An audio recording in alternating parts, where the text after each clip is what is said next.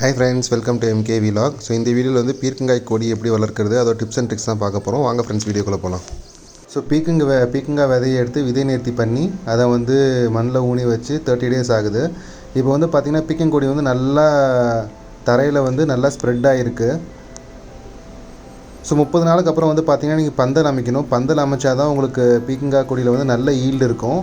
நாங்கள் வந்து 4 பக்கம் கட்டையை கட்டிட்டு அதுக்கு மேலே வந்து கயிறை வச்சு இது மாதிரி பந்தல் அமைச்சோம். ஸோ பந்தல் அமைக்கிறது வந்து ரொம்ப ஈஸி தான். 4 பக்கம் கட்டையை கட்டி இது பண்ணலாம். நாங்கள் வந்து கொஞ்சம் மர சப்போர்ட் இருந்ததுனால 2 கட்டையை மட்டும் ஊனி இந்த மாதிரி பந்தல் அமைச்சாச்சு. ஸோ பந்தல் அமைச்சதுக்கப்புறம் பீர்க்கங்காய் கொடி தரையில் இருக்கிறத எடுத்து அந்த பந்தல் மேலே படர விடணும்.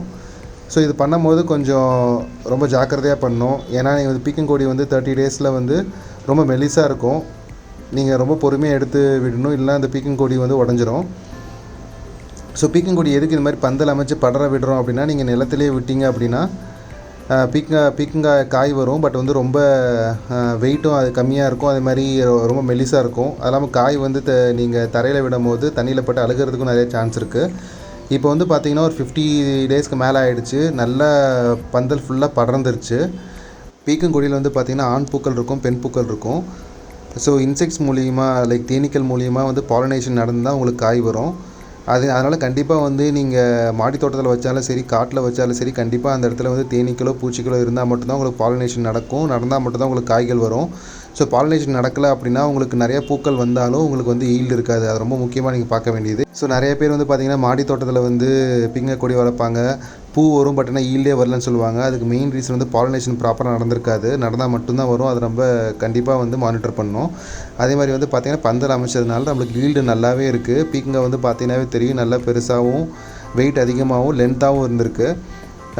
நல்ல ஈல்டு தரும் உங்களுக்கு பந்தல் அமைச்சிங்கன்னா. ஸோ நீங்களும் வந்து இதை ட்ரை பண்ணி பாருங்கள்.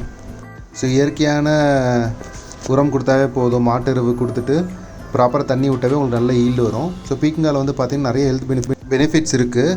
ஸோ பீர்க்கங்காய் வந்து பார்த்திங்கன்னா 100 கிராமில் வந்து கால்சியம் 40 மில்லிகிராம் இருக்குது. புரதச்சத்து வந்து 0.5 grams இருக்குது. இரும்பு சத்து அயன் சத்து வந்து பார்த்திங்கன்னா 1.6 மில்லிகிராம்ஸ் இருக்குது. பாஸ்பரஸ் வந்து 40 மில்லிகிராம்ஸ் இருக்குது. தயாமின் வந்து 0.07 மில்லிகிராம்ஸ் இருக்குது. வைட்டமின் சி வந்து 5 மில்லிகிராம்ஸ் இருக்குது. பீர்க்கங்காயில் வந்து நிறைய ஹெல்த் பெனிஃபிட்ஸ் இருக்குது. நீங்கள் அடிக்கடி இது உங்கள் உணவில் சேர்த்துக்கிட்டிங்கன்னா உங்களுக்கு உடல் எடை குறையும்.